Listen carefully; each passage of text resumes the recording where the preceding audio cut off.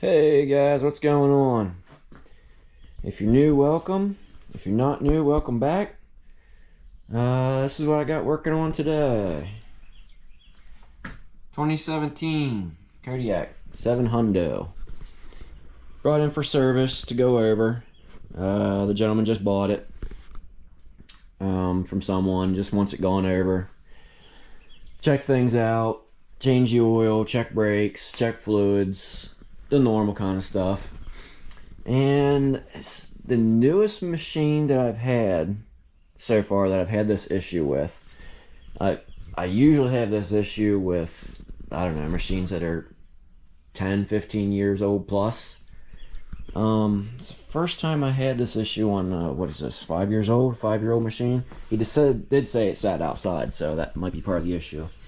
The rear brake, foot brake lever here, it's seized. So that's what I'm going to show you guys how to take apart today to get the arm off of that pivot point. Because right now, if we push it down, it takes a lot of force. So I got to push hard to get it down, and then it stays down. It's stuck.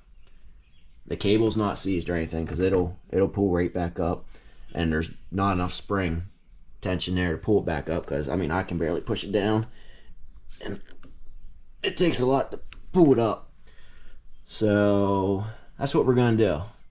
I already have the fender well off, and then the small inner fender that kind of goes right there, and the wheel, just so I have access. That's the only 3 things I took off so far. Or I shouldn't say that, because I also took off this washer and this E-clip here. So you have this washer and this E-clip that holds on there. And then next one I'm going to take off is a spring, this cable, and then we'll have access to just pull this completely off. Sometimes I can get them off with a slide hammer. Sometimes that's not enough, and you'll go and torch this, heat it up, a way to expand it, and then I can get it off and clean the rust out in between. So being this machine's only 5 years old, it's way too soon for this to start happening. So we're gonna get it apart, get that cleaned up, pack a bunch of grease in there, and go from there. Alright guys, this is where we're at. We got the cable off, we got the spring off that was there. I did hook up the slide hammer to it and gave it a couple pulls, and it is not coming. So now what we do is we're gonna take and put some heat right to this with a blowtorch.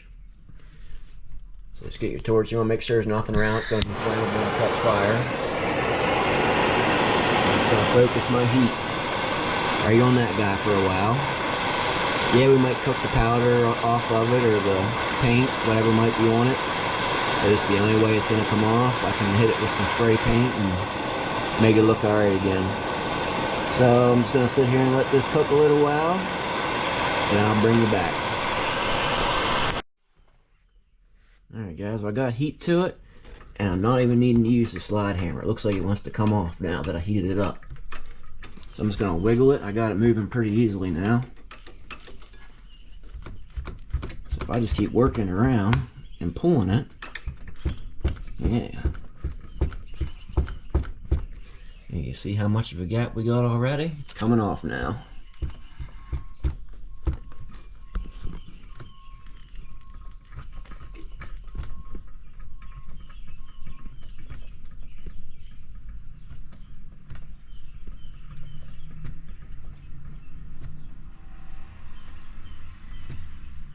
Yep, we're almost there.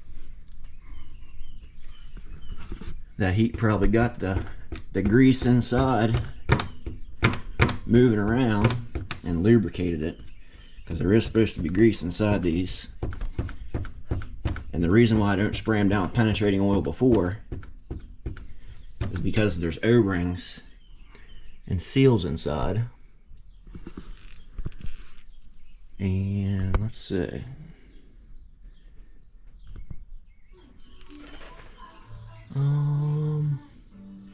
Actually, this one doesn't look like it has seals in it. I let it cool down, and I went cleaning all this up. Look, that's a 5-year-old machine. It's that in that bad a shape already. But they said it It was covered in mud and sitting outside. All right, let's let this cool down and get it cleaned up. Okay, guys, this is where we at. We let it cool down, and whenever I take these apart, there's always O-rings on either side of the pedal arm here. And this machine, I can see why it seized up in 5 years, because there's nothing sealing this arm onto this pivot rod here. So whatever dirt and water is going to get in there is going to get in there. There's nothing to seal it. So we're going to put a load of grease in there now. You can see it. It has no issues moving on that arm now.